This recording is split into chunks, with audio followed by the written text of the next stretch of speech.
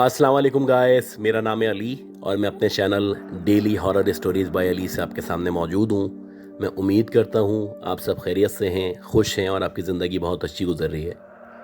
तो गाइस, जिन लोगों ने अब तक मेरे चैनल को सब्सक्राइब नहीं किया वो इसको सब्सक्राइब कर लें, लाइक किया करें प्लीज़। आपका एक लाइक मेरे लिए इम्पॉर्टेंट है, तो प्लीज़ सबसे पहले आप लाइक कीजिएगा। और बाकी अगर आप अपनी स्टोरीज़ को शेयर करना चाहते हैं, व्हाट्सएप कर सकते हैं, ईमेल कर सकते हैं या अपनी आवाज़ में रिकॉर्ड करके भेज सकते हैं। अगर आपको मेरी टेप्स, मेरी ऑडियोज़ पसंद आती हैं तो प्लीज़ अपने सर्कल में, अपने फ्रेंड्स में शेयर करें। आपका सपोर्ट मुझे रोज़ाना की बुनियाद पे चाहिए। अच्छा गाइस, आज की जो पहली स्टोरी है ये एक ट्रू स्टोरी है और ये जिन साहब ने स्टोरी भेजी है उन्होंने बस ये रिक्वेस्ट की है कि नाम चेंज कर दें, तो मैं इनका नाम चेंज कर देता हूँ और आप समझ लें कि शकील साहब ने मुझे ये स्टोरी भेजी है। शकील साहब बताते हैं कि इनका जो ताल्लुक़ है एक बहुत ही महज़्ज़ब, बहुत ही समझदार घराने से है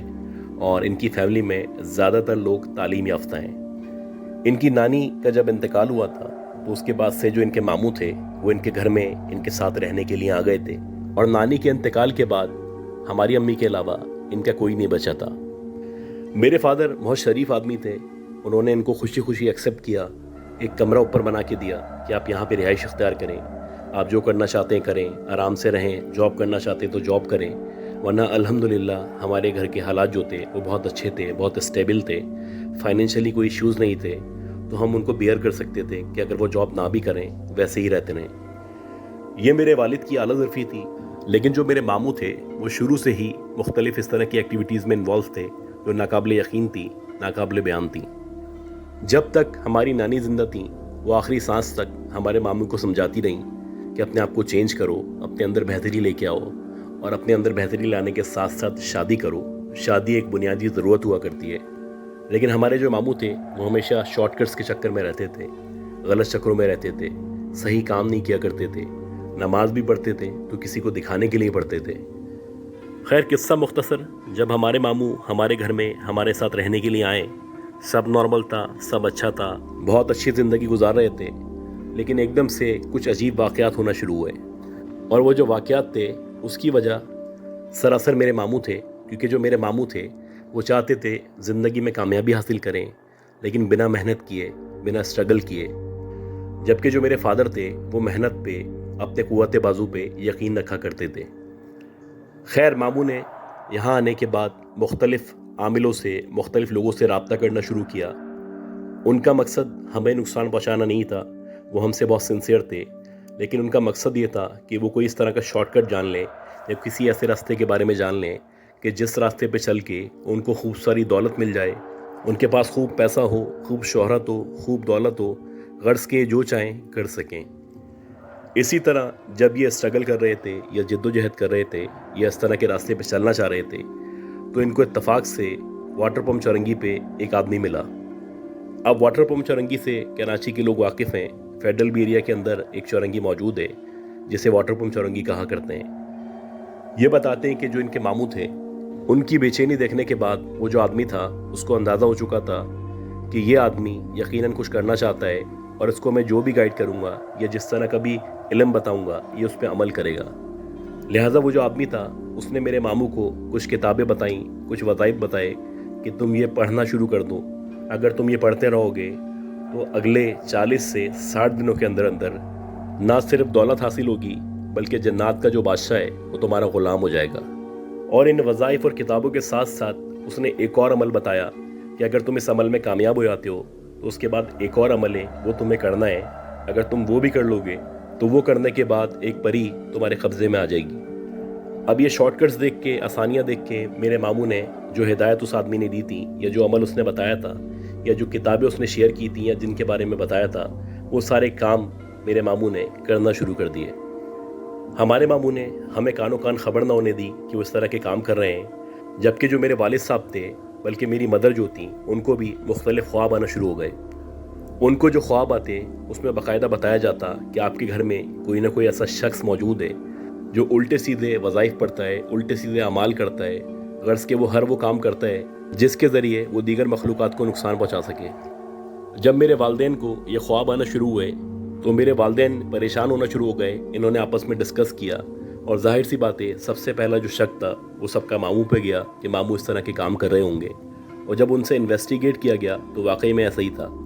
ماموں نے میرے مدر فادر کو جھوٹ بول دیا کہ میں آئندہ یہ سب نہیں کروں گا، اچھا میں اس کو ختم کر دیتا ہوں اور آپ پلیز مجھے معاف کر دیں۔ لیکن بیک اینڈ پہ وہ سارے کام کرتے رہے، اور جو بھی الٹے سیدھے کام تھے، الٹے سیدھے وظائف تھے، وہ پڑھتے رہے۔ یہ بتاتے ہیں کہ جب جب ان کے ماموں یہ سارے وظائف پڑھ رہے تھے یا یہ سب کچھ کر رہے تھے، ویسے ویسے ان کی جو طبیعت تھی وہ خراب سے خراب ہوتی چلی جا رہی تھی۔ اور ایک دفعہ ایسا ہوا کہ رات میں اپنے ماموں کے کمرے میں موجود تھا، میرے ماموں سو رہے تھے، تو دیکھتے ہی دیکھتے ایسا لگا کہ جیسے روم کے اندر سے خوشبو آنا شروع ہوئی ہے۔ اور جب ایک دم سے خوشبو آنا شروع ہوئی تو میں چونک گیا، کیونکہ مجھے ڈر لگ رہا تھا۔ میں چاہتا تھا میں یہاں سے باہر نکل جاؤں یا ماموں کو اٹھاؤں، لیکن میں اپنی جگہ سے نہیں ہل پا رہا تھا۔ ایسا لگ رہا تھا کسی نے میرے کندھوں پہ ہاتھ رکھا ہوا ہے، اور جس نے بھی میرے کندھوں پہ ہاتھ رکھا ہوا ہے وہ نہیں چاہتا کہ میں یہاں سے اٹھوں یا کچھ بولوں یا کچھ کروں۔ اب میں مکمل طور پہ بے بس تھا۔ میرے سامنے میرے ماموں موجود تھے، اور میرے سامنے دیکھتے ہی دیکھتے پردے کے پیچھے سے دو چھوٹے قد کے آدمی نکل کے آئے، اور جیسے ہی وہ نکل کے آئے مجھ پہ شدید خوف طاری ہو چکا تھا۔ لیکن وہ جو آدمی تھے یا وہ جو بونے تھے، انہوں نے مجھے اشارہ کیا جیسے کہ وہ مجھے کہہ رہے ہوں کہ چپ رہو، خاموش رہو۔ اور میرے سامنے وہ جو آدمی تھے یا وہ جو بونے تھے میرے ماموں کے کندھوں کے پاس جا کے کھڑے ہو گئے، اور انہوں نے اپنی انگلیوں سے اشارے کرنا شروع کیے۔ جیسے جیسے وہ انگلیوں سے اشارے کر رہے تھے، ویسے ویسے میرے جو ماموں تھے وہ ہوا میں اوپر اٹھتے چلے جا رہے تھے۔ ایسا لگ رہا تھا جیسے وہ ہوا میں فلوٹ کر رہے ہیں یا لیویٹیٹ کر رہے ہیں۔ خیر جیسے ہی وہ ہوا میں ہوئے تو ایک دم سے ان کی آنکھ کھلی، اور جب ان کی آنکھ کھلی تو انہوں نے اپنے چاروں طرف دیکھا، مجھے بیٹھا ہوا دیکھا اور اپنے قریب دو بونوں کو دیکھا، تو ایک دم سے وہ ڈر گئے اور چیخنے لگے۔ خیر وہ جو بونے تھے وہ ان کو کہنے لگے کہ ہم تمہیں سمجھانے آئے ہیں، جو کچھ تم پڑھ رہے ہو اس کو ختم کر دو۔ اگر تم اس کو کنٹینیو رکھو گے یا جاری رکھو گے تو تمہارے ساتھ وہ کچھ ہوگا جو تم نے سوچا بھی نہیں ہوگا۔ یہ کہنے کے بعد ایک دم سے جو میرے ماموں تھے وہ نیچے گرے، اور وہ جو دو بونے تھے یا دو چھوٹے قد کے آدمی تھے وہ دیکھتے ہی دیکھتے ہوا میں تحلیل ہو گئے۔ یہ بتاتے ہیں کہ جیسے ہی وہ ہوا میں تحلیل ہوئے، ایسا لگنے لگا میری باڈی فری ہو چکی ہے، میں مکمل طور پہ آزاد ہو چکا ہوں۔ میں اپنے ماموں کے پاس جا پا رہا تھا، ان کو ٹچ کر پا رہا تھا، ان سے بات کر پا رہا تھا، اور یہ جو کچھ ہوا تھا وہ میرے اور میرے ماموں کے سامنے ہوا تھا، لہٰذا کوئی بھی اس سے انکار نہیں کر سکتا تھا۔ خیر یہ ہونے کے بعد میں نے اپنے پیرنٹس کو سارا کا سارا واقعہ بتایا، ان کو انفارم کیا کہ ایسا ایسا ہوا ہے۔ اس کے باوجود بھی جو میرے ماموں تھے وہ بضد تھے کہ ان کو جو ان کا عمل ہے یا جو کچھ پڑھ رہے ہیں وہ کمپلیٹ کرنا ہے،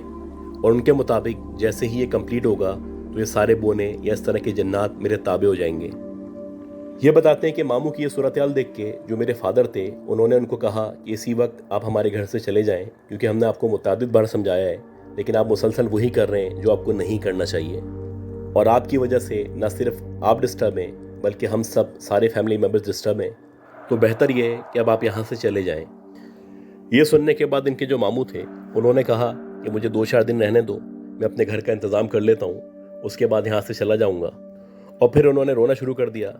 جس کی وجہ سے میری جو مدر تھی وہ ایک دفعہ پھر ان کی باتوں میں آ گئیں، اور وہ کہنے لگیں کہ اس کو آخری موقع دے دیں، اس کے بعد یہ ایسا نہیں کرے گا۔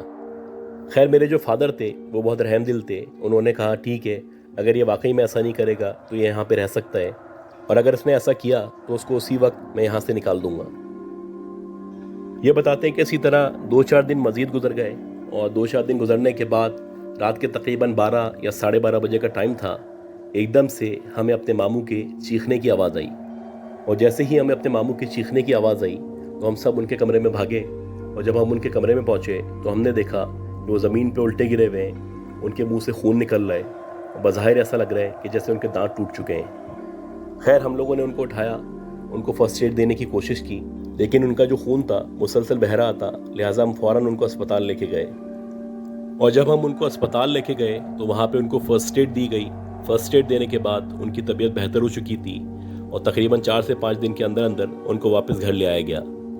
لیکن جب وہ واپس گھر آئے تو اس کے بعد سے وہ بہکی باتیں کر رہے تھے، نہ وہ ہمیں پہچان رہے تھے نہ ہم سے بات کر رہے تھے، بلکہ ایسا لگ رہا تھا کہ وہ ہوا میں دیکھ رہے ہیں یا کسی کو دیکھ کے بات کر رہے ہیں۔ اب یہ جو صورتحال تھی یہ بڑی مایوس کن تھی، اور ہمیں پتہ تھا یہ سب کچھ جو ہو رہا ہے اس کی وجہ ماموں خود ہی ہیں۔ یہ بتاتے کہ ان کے جو پیرنٹس تھے انہوں نے پھر ایک جاننے والے عامل سے رابطہ کیا، اور اس عامل سے رابطہ کرنے کے بعد ان سے ریکویسٹ کی कि ऐसा ऐसा मामला है और इन्होंने ऐसे ऐसे करने की कोशिश की है, तो बराए मेहरबानी आप आएँ, इनको सही करने की कोशिश करें, इनका ट्रीटमेंट करें, और जो भी मखलूक़ात हैं जो हमारे मामू को या हम सबको तंग कर रही हैं, उनको बराए मेहरबानी रोकने की कोशिश करें। खैर उनसे रिक्वेस्ट की तो वो जो आमिल थे या आलिम थे वो 1-2 दिन बाद हमारे घर पे आए, और जब वो हमारे घर पे आए तो उन्होंने आके मामू का मुकम्मल तौर पे जायज़ा लिया, पूरे कमरे को चेक किया, और चेक करने के बाद उन्होंने कहा कि यहाँ पे अभी भी वो सारी बुक्स वगैरह मौजूद हैं जिनके ज़रिए आम तौर पे गंदे इल्म किए जाते हैं या दीगर गंदी मखलूक़ात को काबू करने की कोशिश की जाती है। लिहाजा मेरी आपसे रिक्वेस्ट है कि आप यहाँ पे चेक करें, और जो भी इस तरह के तावीज़ात या इस तरह की बुक्स वगैरह मौजूद हैं वो सारी की सारी मुझे दे दें, क्योंकि अगर ये यहाँ पे रहेंगी तो हो सकता है आपके जो मामू हैं वो दोबारा इनको पढ़ें, और अगर वो दोबारा इनको पढ़ेंगे तो इनकी जान को सीवियर ख़तरा है, इनकी जान कभी भी जा सकती है।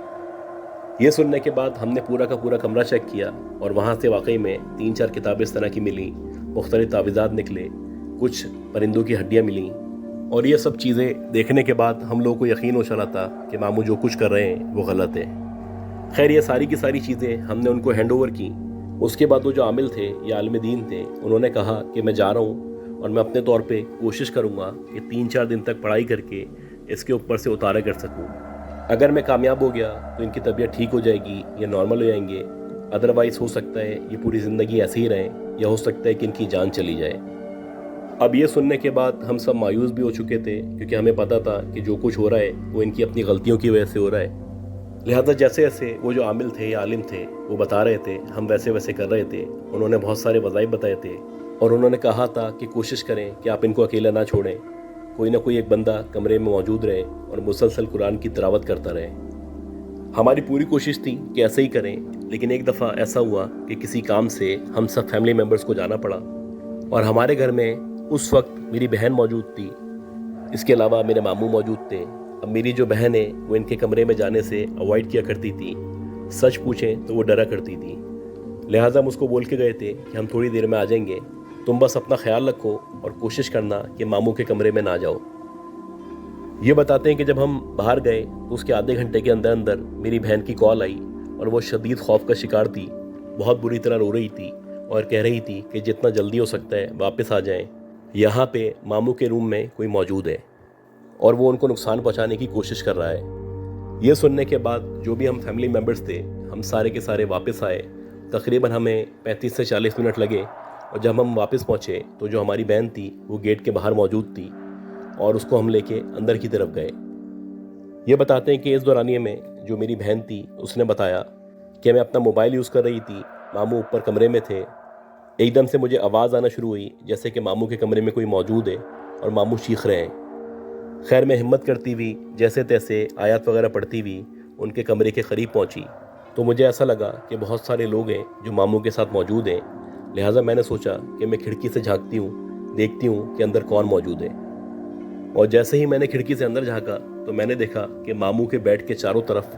4 या 5 औरतें हैं जो खड़ी हुई हैं, और उन सब औरतों ने काला बुर्का पहना हुआ है, और ऐसा लग रहा है कि वो सब की सब कुछ पढ़ रही हैं या किसी अजीब सी ज़बान में बात कर रही हैं जो मेरी समझ में नहीं आ रही थी। ये बताती हैं कि मैं अभी ये देख ही रही थी, इसी दौरानिए में किसी ने मेरे कंधे पे हाथ रखा, और जैसे ही मैं पलटी